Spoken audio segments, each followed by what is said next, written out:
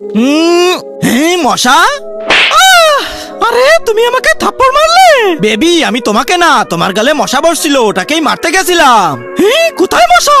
এই তো। আরে কোথায় গেল?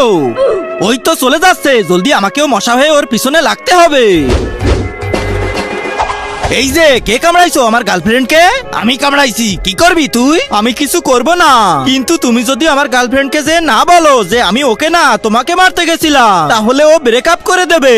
প্লিজ একটু বলে দাও না। ঠিক আছে বলে দেবো, কিন্তু এর বদলে তুই আমাকে এক গ্লাস মানুষের রক্ত দিবি। আচ্ছা আমি দিয়ে দেবো। এই যে মশা ভাই বলো এবার। শোনো, এ তোমাকে না আমাকে থাপ্পড় মারতেছিল, এর কোনো দোষ নেই। সরি বেবি, আমি তোমাকে ভুল বুঝছিলাম। ওকে বেবি, চলো আমি আমার কথা রাখছি, এবার তুমি তোমার কথা রাখো। ঠিক আছে তুমি এখানেই দাঁড়াও, আমি আসতেছি। কিন্তু তার আগে তোমার কাছে কোনটা সব থেকে বেশি দামি, এক বস্তা টাকা না মা বাবা? যদি মা বাবা হয় তাহলে ভিডিওটাতে লাইক করে চ্যানেলটা সাবস্ক্রাইব করে দিও, আর যদি লাইক সাবস্ক্রাইব না করো তাহলে আমি বুঝে নেবো তুমি তোমার মা বাবাকে ভালোই বাসো না। এই নাও খাও রক্ত। ওয়াও কি স্বাদের রক্ত, এরকম রক্ত আমি আমার জীবনে প্রথম খাচ্ছি। এটা কার রক্ত? ওই যে আমার বন্ধু। হ্যালো মশা ভাই, তোমার আর লাগবে নাকি?